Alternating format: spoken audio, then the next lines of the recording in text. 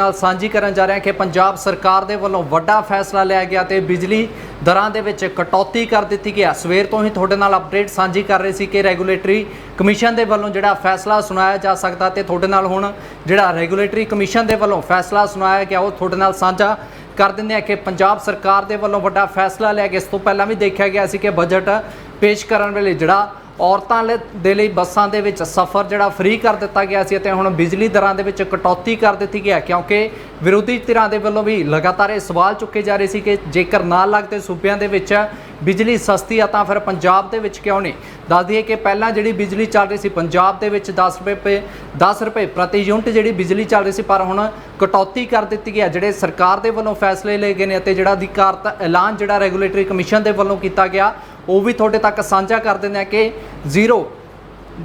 तो लैके जिहड़ा 100 यूनिट तक जिहड़ा सरकार दे वल्लों फैसला लिया गया कि सिर्फ 1 रुपया जिहड़ा 100 यूनिट तक कटौती की गई तो उत्थे ही दस दिए कि 101 यूनिट तो लैके 300 यूनिट तक जिहड़ा 50 पैसे माफ़ करना यूनिट जिहड़ी सस्ती कर दित्ती गई। तो पंजाब सरकार दे वल्लों कटौती जिहड़ी बिजली दरां दे विच जरूर की गई। हालांकि जिहड़े विरोधी धिरां दे वल्लों लगातार मंग की जा रही सी कि नाल लगदे सूबिਆਂ दे विच भी बिजली सस्ती आ तां फिर पंजाब दे विच क्यों नहीं हो सकदी। 2017 ਦੀਆਂ ਜਦੋਂ विधान सभा चोणां सी तां उस वेले भी जिहड़ा पंजाब सरकार दे वल्लों कांग्रेस सरकार दे वल्लों सत्ता दे विच आउण तों पहिलां वादे कीते गए सी कि पंजाब दे विच बिजली नूं सस्ता कर दित्ता जावेगा, पर उस तो बाद जिहड़ा उन्हां ने हवाला दित्ता सी कि प्राइवेट प्लेयर्स दे चलदे पंजाब दे विच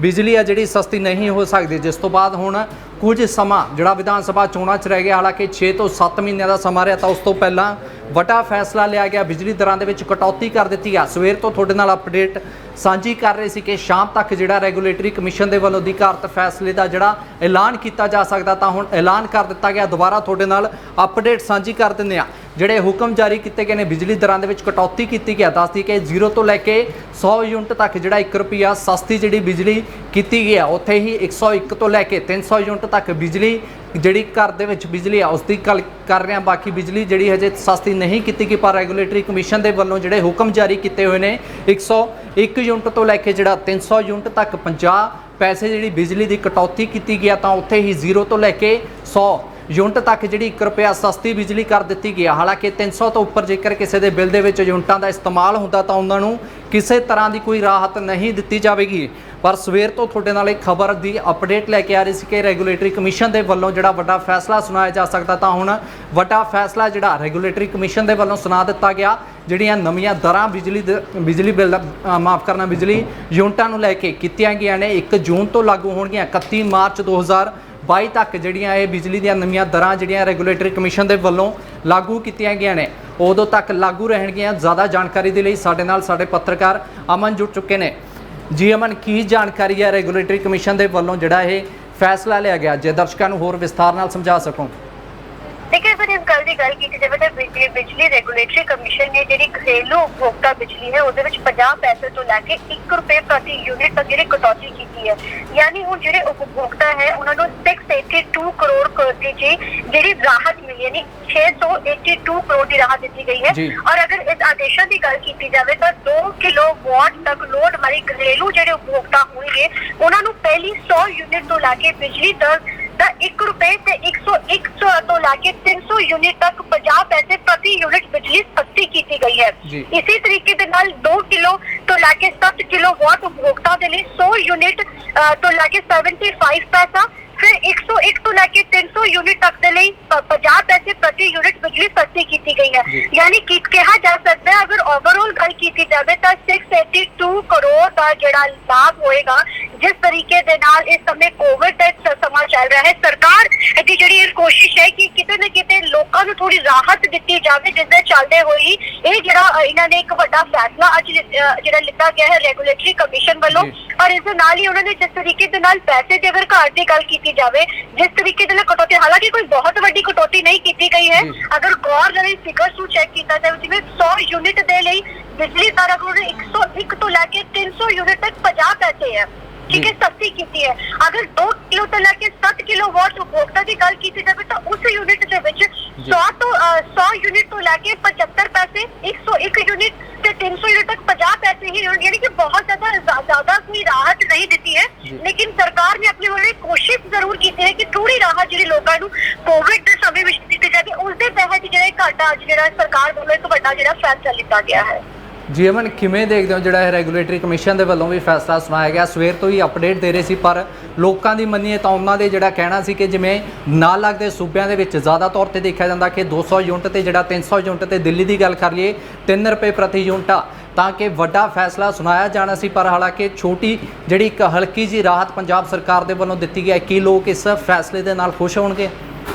देखिए, ऐसे मैं साफ दसना चाहांगी जदों भी कोई सियासी गल हुंदी सी तां बिजली दा मुद्दा हमेशा ही चुक्या जांदा सी। विरोधी धिरां दी गल कीती जावे तो हमेशा ही ये गल आखदे हुंदे सी कि जिहड़े बाकी गुआंढी लगदे सूबे हैं उन्हां दे विच बिजली सस्ती दित्ती जांदी है, बिजली सस्ती दित्ती जांदी है, पेट्रोल डीजल दे रेटां दे उपर भी राहत जिहड़ी उत्थे घट लगदी, वैट घट लगदा, ते क्यों नहीं पंजाब दे विच इन्ना महंगा क्यों हुंदा है? ते सरकार ने किते ना किते सियासियां रोटी सेकदे होए एक कहा जा सकदा है कि वोट बैंक कि इस समय जो भी चीज सरकार कर रही है वो इलेक्शंस को मद्देनजर देकर रखकर किया जा रहा है, क्योंकि 2022 की चोणां बहुत नजदीक है। विरोधी तरह के जिहड़े निशाने के उपर सरकार इस वेले बनी हुई है, सरकार की आपसी जिहड़ी धड़ेबाजी वो भी लगातार चल रही है, जिहदे विच हुण बहुत अहम हो चुके कि सरकार हर वो चीज करना चाह रही है जिस दे नाल अपना वोट बैंक स्ट्रॉन्ग कर सके, लोगों की सिंपैथी अपने वल खिंच सके। और इस जेकर बिजली की गल की जाए तो अकाली दल की गल की जाए चाहे आम आदमी पार्टी की गल की जाए, बार बार सरकार ने इस मुद्दे के उपर घेरती थी और बार बार ये गल आखी जाती थी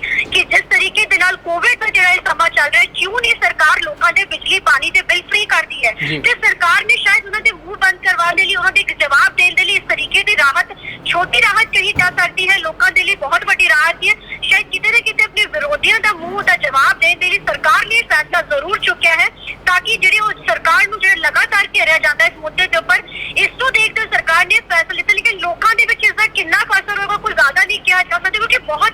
घट मात्रा दे विच जिहड़ा इन्होंने घाटा जिहड़ा सरकार ने कीता है। और हालांकि मांग ये की जा रही थी कि ज्यादा मात्रा विच जिहड़ा कि घाटा मतलब कि इसका मुनाफा लोगों को दिता जाए, क्योंकि बिजली के बिल क्योंकि लॉकडाउन है, लॉकडाउन के बाद बहुत सारे लोगों की दुकाना, कारोबार और घरों की नौकरी, कई लोगों को बहुत इंपैक्ट हुआ। तो लोगों को कितने ना कितने उम्मीद सरकार तो जरूर थी, लेकिन उस उम्मीद के ऊपर सरकार नहीं खरी उतरती नजर आ रही, क्योंकि बहुत घट मात्रा में घाटा किया गया। लेकिन आने वाले समय सरकार किस तरीके की और चीज़ा कर ली, क्या और भी बिजली दरों के इस तरीके का कुछ घाटा देखने को मिलेगा, देखना बहुत अहम रहेगा। ठीक है मन, बहुत बहुत शुक्रिया जानकारी दे लिए। सो वड्डी अपडेट थोड़े नाल साझी कर रहे हैं कि पंजाब सरकार दे वल्लों वड्डा फैसला लिया गया। सवेर तो ही खबरां आ रही सन कि रैगूलेटरी कमीशन दे वल्लों जिहड़ा अधिकारत ऐलान किया जा सकदा शाम तक, ते हुण ऐलान भी किया जा